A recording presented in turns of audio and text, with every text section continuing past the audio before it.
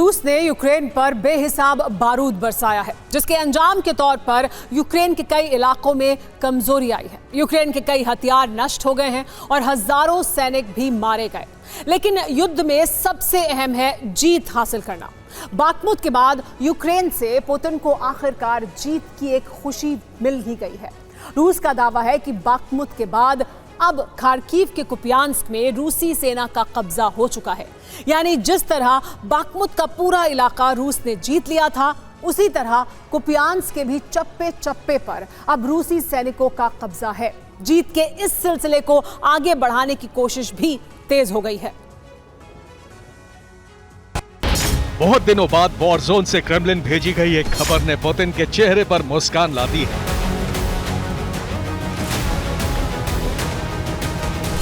जिस प्लान पर पुतिन के कमांडर्स ने पूरा भरोसा जताया था, वो कामयाब हुआ है। बाखमुत विजय के बाद अब यूक्रेन के कुपियांस्क पर रूस का पूरी तरह से कब्जा हो चुका है। स्कंदर मिसाइलों के इस्तेमाल के बाद ये रूस के खाते में जाने वाली पहली जीत है। हालांकि यूक्रेन अपनी हार को स्वीकार नहीं कर रहा, लेकिन तमाम रिपोर्ट्स के मुताबिक रूस खार्किव विजय का अभियान शुरू कर चुका है और आगाज कुपियांस्क से हुआ है। रूस के दावों के मुताबिक कुपियांस्क मिशन में करीब 3 महीने का वक्त लगा। जंग के दौरान करीब 5,500 यूक्रेनी सैनिकों की मौत हुई। 100 से ज्यादा यूक्रेनी हथियार नष्ट किए गए। कुपियांस्क में 3 हथियार के गोदाम नष्ट कर दिए गए। कुपियांस्क की जीत इतनी आसान नहीं थी, लेकिन रूस ने कुपियांस्क में भी बाखमुत वाला फॉर्मूला अपनाया।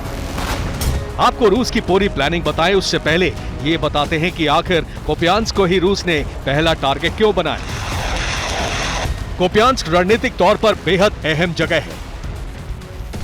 कुपियांस्क रेल नेटवर्क का सबसे अहम केंद्र है।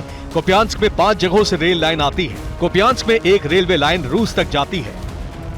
रूस की सेना का दावा है कि कुपियांस्क पर फाइनल अटैक करने में सिर्फ 3 दिन का वक्त लगा। रिपोर्ट्स के मुताबिक कुपियांस्क के गवर्नर रूस के समर्थक है। ऐसे में कुपियांस्क पर कब्जे में रूस को ज्यादा दिक्कत पेश नहीं आई। यूक्रेन के सैनिकों ने हार से पहले रूस के मकसद को नाकाम करने के लिए एक रेलवे पुल को उड़ा दिया, ताकि रूस कुपियांस्क पर कब्जे के बावजूद रेल नेटवर्क का इस्तेमाल न कर सके। 10 सितंबर 2022 को यूक्रेन ने खार्किव में पलटवार किया था।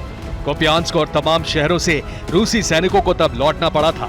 अब एक बार फिर यूक्रेन कुपियांस्क को खाली करा रहा है। 37 इलाकों से लोगों को निकालने का काम जारी है। खार्किव से रूसी सैनिकों को खदेड़ने के बाद कुपियांस्क की सुरक्षा को बेहद सख्त कर दिया गया था। यहाँ यूक्रेन के सैनिक भारी आर्टिलरी और एयर डिफेंस के साथ तैनात थे। लेकिन रूस ने बाखमुत की तरह यहाँ भी एक ट्रायंगल फॉर्मूला तैयार किया। अब आपको बताते हैं कि ये ट्रायंगल फॉर्मूला क्या है।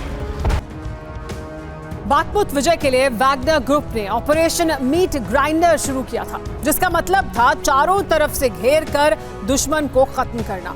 कुपियांस्क में भी ऐसा ही हुआ। कुपियांस्क में यूक्रेनी फौज की भारी तैनाती थी। टैंक, MLRS और एयर डिफेंस जैसे हथियार मौजूद थे। रूस के सैनिकों ने यहां अटैक से पहले इसके 3 तरफ से माइंस का जाल बिछाया गया। कुपियांस्क की सीमा पर 3 तरफ से माइंस लगा दी गई। 3 तरफ से माइंस से घेरने के बाद चौथी तरफ से रूस के सैनिकों ने हमला शुरू किया। भारी गोलाबारी की गई और यूक्रेन के सैनिकों ने अपनी पोजीशन बदलने की कोशिश की। सामने रूसी फौज थी, इसलिए यूक्रेन की फौज बाकी रास्तों से बाहर निकलने की कोशिश करने लगी, लेकिन वहां माइंस मौजूद थी और माइंस की वजह से यूक्रेन की फौज को भारी नुकसान हुआ। रूस की सेना आगे बढ़ती रही और कुपियांस्क पर रूस का कब्जा हो गया। रूस कुपियांस्क का मिशन कंप्लीट मान रही है और अब खार्किव पर दोबारा कब्जे का ऑपरेशन शुरू कर दिया गया है। ताबड़तोड़ अटैक का सिलसिला वैसा ही जैसा पहले था। वीडियो देखकर लगता है जैसे किसी स्पेशल इफेक्ट का इस्तेमाल किया गया हो, लेकिन ये वॉर जोन में ODAP 500P बम के इस्तेमाल की तस्वीरें हैं। एक ही धमाके में कई किलोमीटर के इलाके को तबाह करने वाले इस बम का इस्तेमाल रूस ने शुरू किया है, ताकि जीत का मिशन कम समय में पूरा किया जा सके। नेटो यूक्रेन को कई गेम चेंजर हथियार देने की प्लानिंग कर रहा है। यही वजह है कि रूस भी अब अपने घातक हथियारों की एंट्री युद्ध में करवा चुका है। कोशिश है कि नेटो के हथियार पहुंचने से पहले ही यूक्रेन को पूरी तरह से बर्बाद कर दिया जाए। कुपियांस्क में रूस के टैंक की तैनाती कर दी गई है। यूक्रेन के बचे खुची आर्टिलरी के खात्मे के लिए लगातार गोलाबारी चल रही है। वॉर जोन में हालात बिल्कुल बदल चुके हैं। नीपर नदी को पार करने से इनकार करने वाले यूक्रेनी सैनिकों को अब मौत की सजा दी जा रही है। यूक्रेनी जवान खुद एक दूसरे को गोली मार रहे हैं। रूस के सैनिकों का काफिला गुजर रहा है और रास्ते में नजर आ रहा है एक जला हुआ लेपर्ड टैंक। ज़ेपोरिज़िया में रूस की सेना चुन चुन कर लेपर्ड टैंक को नष्ट कर रही है। नीपर नदी के किनारे रूस के सैनिकों पर लगातार हमले हो रहे हैं।